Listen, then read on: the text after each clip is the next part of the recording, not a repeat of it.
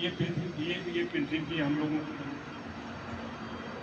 धीरे धीरे तमाम संगठन जो है, जानते हो कि तमाम संगठन हमारे देश में 7 जो राष्ट्रीय स्तर के संगठन, लेकिन हम लोगों के विषय में इन संगठनों ने कोई कभी चर्चाएं नहीं की। दूसरा, जो प्रमुख कोई ईपीएफओ की जो मीटिंगें होती हैं उसमें संगठनों का भी प्रतिनिधित्व करने का अधिकार है। ऐसे 7 संगठन राष्ट्रीय स्तर के हैं जो कि उन मीटिंगों में सम्मिलित होते हैं और जो है इस पर वो विचार करते हैं कि मजदूरों का पक्ष रखने के लिए, और उसमें अधिकारी भी सम्मिलित होते हैं और श्रम मंत्री उसके अध्यक्ष हैं। आज तक किसी भी श्रम संगठनों ने जो इसमें सम्मिलित हैं, हम लोगों की कोई बात कभी नहीं कि इनके पेंशन पर कभी विचार हुआ और संगठन राष्ट्रीय, क्यों कि ये संगठन उन लोगों की बात रखते हैं जिनसे उनको पैसा मिलता है, जो कमाते हैं, जो हर वर्ष जो है मेंबरशिप देते हैं, उन लोगों की तो बात करते हैं, लेकिन सेवानिवृत्त वालों की कभी भी बात इन लोगों ने नहीं की। और हम लोग उस समय नौकरी करते थे, हम लोगों को भी वेतन मिलता था, हम लोगों ने भी नहीं भविष्य की किसी भी प्रकार की परवाह। अब जो है जब ये देखा कि हमारी कोई बातें सुनने वाला नहीं है और हमारी बात को कोई रखने वाला नहीं, तमाम जो है इन लोगों ने बातें रखी, तमाम संगठनों ने, तब जा करके जो है एक 12 में कमेटी, कुशियारी कमेटी गठित। उस कुशियारी कमेटी में जब रिपोर्ट प्रस्तुत की गई, इसके कुशियारी साहब जो इस समय महाराष्ट्र के राज्यपाल हैं, वो इस कमेटी के अध्यक्ष थे। उन्होंने 13 में जब ये रिपोर्ट सबमिट की कि नहीं, इन लोगों को मिनिमम पेंशन 3000 से लेकर के मिनिमम पेंशन 3000 और प्लस दिए इनको दिया गया। अभी कांग्रेस की सरकार ने करा इसकी, लेकिन उन सरकारों ने कमेटी गठित कर देते, लेकिन हमारी बात उन्होंने मानी नहीं और इन्होंने एक प्रस्ताव जो है पास किया कि मिनिमम पेंशन हम 1000 करेंगे। ये 13 का प्रस्ताव, लेकिन फिर भी नहीं किया। जब ये मोदी सरकार आई 14 में, तब मिनिमम पेंशन 1000 की। अब 1000 में उत्तर प्रदेश परिवहन निगम के कर्मचारियों को, मिल मजदूरों की बात दूसरी कि उनको 100 रुपया पेंशन मिलती थी, 200 चलती थी, तो उनके 1000 हो गए, चलो मनाई।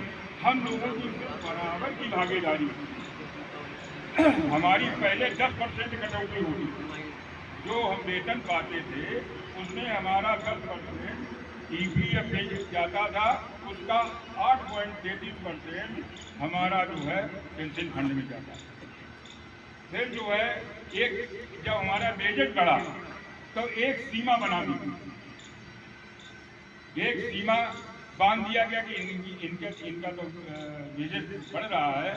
तो इस सरकार ने क्या किया, अक्टूबर 97 में हम लोगों की एक कटौती कर दी गई कि 5000 पर ही हम इनकी कटौती करें और 5000 पर हमारा जो है कटौती होनी, जिसमें विभागीय शेयर का 8.33 हमारा पेंशन योजना भी गया। इसके बाद 2001 में जब हमारा बेजेज और बढ़ा तो 6500 पे कटौती जून 2000 में चालू हुई। 6500 कटौती में 700 हमारे प्रत्येक कर्मचारियों को कटने लगे और उसमें से जो है हमारा 541 रुपया जो है पेंशन योजना में जमा हुआ। जब ये जब हायर पेंशन का आदेश हुआ, तब इसमें जो है ईपीएफओ ने देखा कि अगर हायर पेंशन इन कर्मचारियों को दे देंगे तो ये विभाग दिवालिया हो जाएगा। देखिएगा हमारे पैसे से ही जो है ये मंत्री तक राज्य करते हैं। अपना चाहे मंत्री हो, चाहे विधायक हो, चाहे सांसद हो, वो अगर विधायक रहे हैं, वो मंत्री हो गए हैं, वो राज्यसभा के सदस्य हो गए हैं, सबको 4 प्रकार की पेंशनें मिलती हैं। और अगर दोबारा संसद फिर बन गए तो वेतन भी लेते। उनके लिए कोई कानून, कोई नियम नहीं है। भाई देवता है ना इस देश का विधान, संविधान ही ऐसा बना पड़ा है, उसकी मौज उड़ा रहे। जब कोई अपना जो है कुछ टीए और डीए बढ़ना होता है तो तालियां बजाई और बढ़ गए। हम लोग मर रहे हैं तो कोई सुनने वाला नहीं। धीरे धीरे भाई सोचा गया कि तो हमारे संगठन को किसी प्रकार की बातें नहीं उठा। अच्छा, इन लोगों की, इन नेताओं की और इन पार्टियों की व्यवस्थाएं क्या होती? जब इस सत्ता के बाहर होते हैं तब तो ये हमारे फेवर की बात करते हैं, और जब सत्ता में आ जाते हैं तब वो कानून दिखाते। तो ये चाहे तो सरकारें आ जाए, सबकी ये व्यवस्था। इसलिए जो है भाई हम लोगों की शिकायत है कि जो ये संगठन कार्यरत चल रहे हैं उनसे हमारा भला नहीं होना है। तो कमांडर साहब जी ने जो है ने ये संगठन बना करके धीरे धीरे दिया। पहले इसमें सम्मिलित नहीं थे, लेकिन जब हम दूसरे संगठनों की गतिविधियां देखी कि इसमें हमारे साथियों का कोई कल्याण होने वाला नहीं है, तब जो है कमांडर साहब से आप लोगों की भाग्य से संपर्क हमारा हो गया। तो हमने जो है अक्टूबर 18 में एक अलग संगठन बनाया। कानपुर के तमाम संगठन है मजदूरों को, कानपुर का मजदूर मानचेस्टर कहा जाता था, तमाम संगठन कार्यरत, लेकिन हमारी आवाज को कोई नहीं किसी भी प्रकार, सबके पास गए जने कितने जो हमने ज्ञापन दिए होंगे, सांसदों को ज्ञापन दिए, लेकिन हमारी बात लोकसभा में तक नहीं हुई। जब हम लोग धीरे धीरे करके यूनाइट आज हम शुक्ला जी भी बता रहे थे कि 27 प्रांतों में हमारा संगठन बन गया और 2 प्रांत और बढ़ गए। अब 29 जो है प्रांतों में हमारा संगठन जो है बन गया है और पूरी तरह से कार्यरत है। हर प्रदेश में संगठन हमारा था। हम लोगों की जो है केवल इसलिए आप लोगों के बीच में हम लोग आए कि आप हमारे तमाम साथी यहाँ से बुंदेलखंड से हम रावतपुर में मीटिंग करते थे, तमाम साथी हमारे जाते रहे, जगरूप से हमारे साथ हर कार्यक्रम में गए, यहाँ से दिल्ली तक गए और अपने कम से कम नहीं 15-15, 20-20 साथियों को साथ में ले जाकर तमाम साथी को पहचान रहे जो हमारे साथ दिल्ली में भागीदारी करते और जो नहीं चल पाते उनकी बात, लेकिन उनका आशीर्वाद तो हमको चाहिए। सबके आशीर्वाद से ही जो है भाई सफलताएं मिल पाती। अब हमारी स्थिति ये हो गई है कि हम एक तमाम आंदोलन किए, आपको मालूम हो जाए ना मालूम, दिल्ली के अंदर तमाम आंदोलन किए, यहाँ तक कि काला ठोको आंदोलन, EPFO ऑफिस, नग्न आंदोलन, भूख हड़ताल, दिल्ली रास्ता रोको आंदोलन, ये सब आप लोगों के सहयोग से होता था। लेकिन वो सहयोग नहीं हम लोगों को प्राप्त हुआ जो हमको सफलता मिल जाती। पिछली 7 दिसंबर को हम दिल्ली में जो है रास्ता रोको आंदोलन धरना प्रदर्शन किया। उसमें हमको उम्मीद ये थी कि हम करीब जो है 1-1.5 लाख की तादाद में हम दिल्ली पहुँचेंगे, लेकिन लगभग 30-35 हज़ार हमारे साथी दिल्ली पहुँच पाए हैं। इसलिए जो है तभी हमारी 1 साल पहले हमको सफलता इसकी मिल गई। आज जो है एक आदमी को इकट्ठा करना बड़ा मुश्किल होता था। हमको खुशी इस बात की है, आज हम पहली बार उड़ई पे आए, इतने साथियों के बीच में देख करके हम बड़ा ही प्रफुल्लित हो रहे हैं कि वाह, कि हमारे बुंदेलखंड के साथी कहीं पीछे नहीं है और हमारी शक्ति एक एक करके ही जो है हमारी शक्ति। ये तमाम वादा भी हमारे साथ हुए, चाहे जो श्रम मंत्री का वादा रहा, इसने कई बार वार्ताएं भी इनसे हुई और तमाम विश्वास भी दिलाया कि आपका काम हो। लेकिन अंदर खाने की जो खबर आती रही कि जब तक मोदी जी की हरी झंडी नहीं मिलेगी तब तक जो है कोई काम नहीं होगा, हमारे बस की बात नहीं। और ये श्रम मंत्री आज भी हम भविष्य की हम लोगों ने कभी चिंता, ये वाली भेजना टुकड़े में बना रहा, अब भविष्य की चिंता के लिए ही संगठन बनाया। एक जगह रुके थे तई की भेज दी बस। आज ये व्यवस्था भाई तय की गई कि बगैर प्रधानमंत्री के हमारा काम अब होगा। तब एक लाइन बनाई गई जो उत्तर प्रदेश की देन हमारी सांसद मथुरा की श्रीमती हेमा मालिनी से हमारे मथुरा के साथियों ने संपर्क किया और पूरी जानकारी उनको दी कि हम लोगों की स्थिति बड़ी दयनीय है, हम लोग बराबर 3-4 साल से लड़ाई लड़ रहे हैं और हमारी कोई सुन नहीं रहा है, क्योंकि हेमा मालिनी किसी की देन नहीं है संसद करने, वो खुद पैसे वाली हैं और खुद अपनी मेहनत से वो सांसद बनती है। उसमें मोदी का कोई योगदान नहीं है कि हेमा मालिनी को जिता दे, पार्टी का तो योगदान रहता है। तो ऐसी हेकड़ सांसद ही जो है प्रधानमंत्री मोदी से मिल सकते। और जब हमारे लोगों ने समझाया पूरी आपकी स्थिति को उनको अवगत कर दिया कि हम आपको प्रधानमंत्री से मुलाकात करें। 4 मार्च 20 को हेमा मालिनी जी के नेतृत्व में हमारे 5 सदस्यों की टीम ने प्रधानमंत्री जी से मुलाकात। प्रधानमंत्री जी ने 3 मिनट का टाइम दिया था। प्रधानमंत्री सबसे 3 मिनट का टाइम दिया था। जब हम लोगों की स्थिति के विषय में वहाँ चर्चा होने लगी तब जो है आधा घंटा टाइम हो गया और पूरी तरीके से आप लोगों की बात सुन करके उन्होंने आश्वासन दिया कि नहीं, आप लोगों का काम हम करेंगे और काम चालू भी हो गया। उन्होंने फौरन जितेंद्र सिंह जो पीएमओ के मंत्री हैं और ये जम्मू कश्मीर से आते हैं, उनको जिम्मेदारी दी कि इनकी बात सुनिए और आज ही मीटिंग कराइए। उसी दिन पूरी मीटिंग, लेकिन दुर्भाग्य ऐसा कि साला कोरोना काल चालू हो। अब कोरोना काल बिल्कुल एक जगह जैसा स्थगित हो गया, ना हम लोग किसी से मिल सकते हैं, तो जो है उसमें जो है देरी लगी। लेकिन उस कोरोना काल में हम लोग चुप नहीं बैठे, तमाम भ्रष्टाचार के माध्यम से हमारा कार्यक्रम चलता रहा।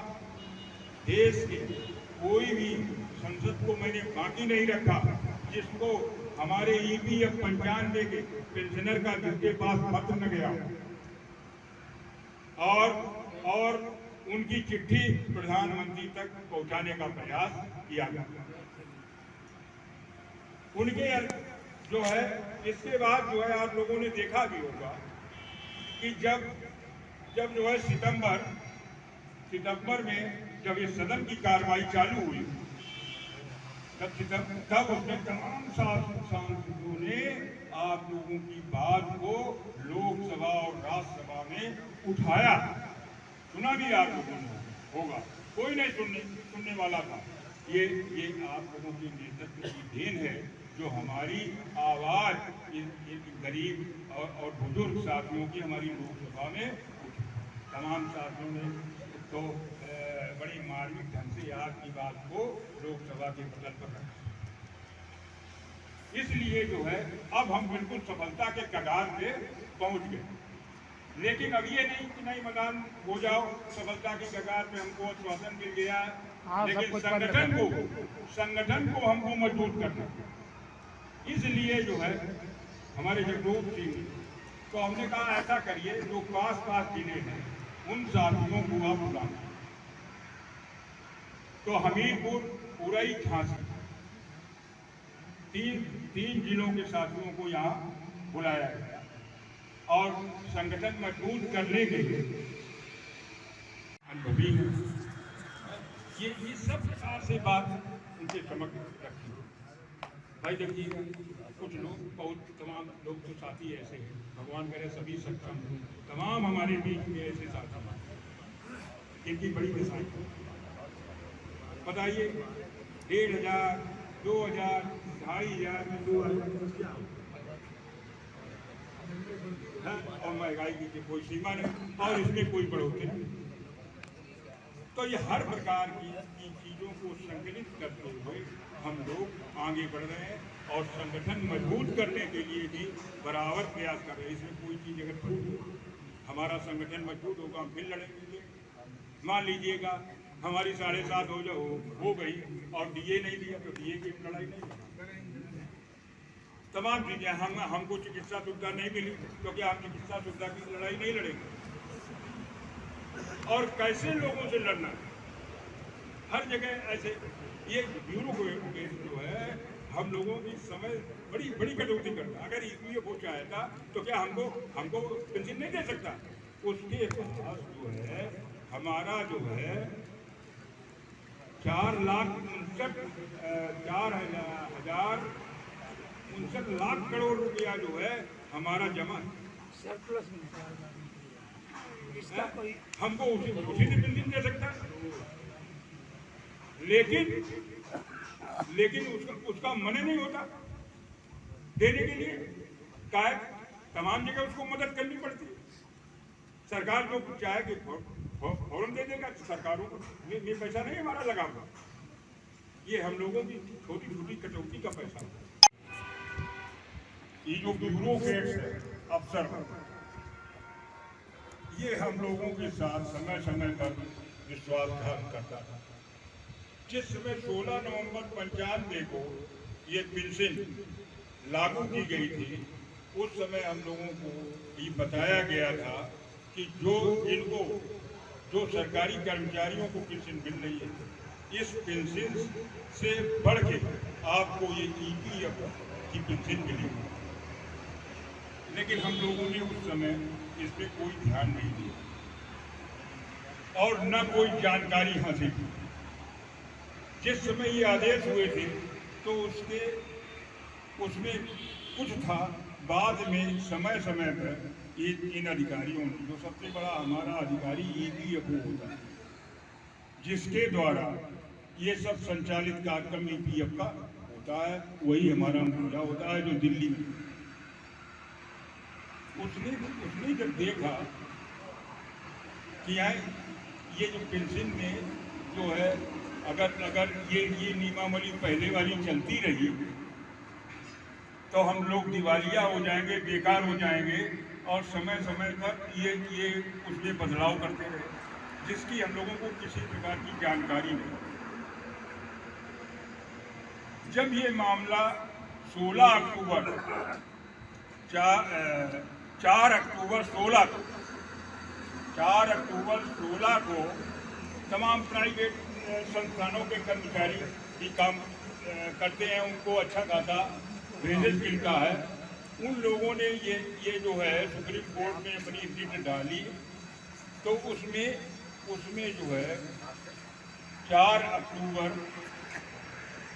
1916 को सुप्रीम कोर्ट का जजमेंट हुआ कि नहीं, इन लोगों को हायर पेंशन मिलना चाहिए। एक महाराष्ट्र के सांसद को जो है प्रश्नकाल के दौरान उन्होंने प्रश्न उठाया होगा, तो आप लोग व्हाट्सएप जो चलाते हैं वो देख रहे होंगे। उसमें उनको उन सांसद महोदय को पत्र हमारे श्रम मंत्री ने लिखा कि हमने 16 नवंबर 95 में ये पेंशन योजना चालू हुई, जिसके एक सीमा के अंतर्गत जो कटौती की जाती है, हम 8.33% की पेंशन योजना में लेते हैं और 1.16 जो है सरकार, केंद्रीय सरकार उसमें अंशदान देती है। हमारी ये स्थिति नहीं है कि हम उनको ये जो 7,500 प्लस डीए की मांग कर रहे हैं जो हम दे सकें। अगर केंद्र हमारा सहयोग करे तभी हम जो है इन लोगों को, क्योंकि देखो आप लोगों के बीच में स्पष्ट बात बताना बहुत जरूरी है। हम कोई जो है राजनीतिक नेता नहीं, हम मजदूरों और साथियों का ही नेतृत्व करने लगे तो हर जगह की जो है तमाम चीजें अब इसमें जो है जो वैद्यकीय इलाज की सुविधा की हमने डिमांड की तो उनके बाद तो 7 चीजें हैं जो कानून बना है वो तो साफ कह देते हैं कि ईपीएफ पेंशनरों के लिए इसमें कोई नियमावली नहीं है। ये हमारी 4 डिमांडें थी। एक डिमांड ये थी 7,500 डीए, दूसरी डिमांड ये थी कि हमें आयुष्मान योजना से यह जोड़ा जाए या वैद्यकीय इलाज की पद्धति को सुविधा दी। तीसरी मांग हमारी ये थी जो हमारे वंचित रह गए हैं पेंशनर उनको इस योजना के अंतर्गत जोड़ा जाए और उनको मिनिमम 5,000 पेंशन दी जाए। और जब ये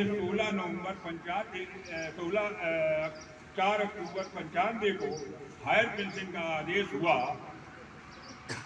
तब उसमें जो है ये अक्सर बड़े जो है बुद्धिमान होते हैं कि देखा कि अब तो हमको हायर पेंशन देनी ही पड़ेगी तो इन लोगों ने फौरन जो है एक अध्यादेश जारी किया और उस अध्यादेश में जो है इन्होंने क्या किया कि जिनके पूरे वेतन पर कटौती हुई है, पूरे वेतन पर जिनकी कटौती हुई है मतलब डीए बेसिक फ्लेक्सिबिलिटी मिला करके तो वो ही जो है हायर पेंशन के हकदार है और हम लोगों की कटौती एक सीमा के अंतर्गत।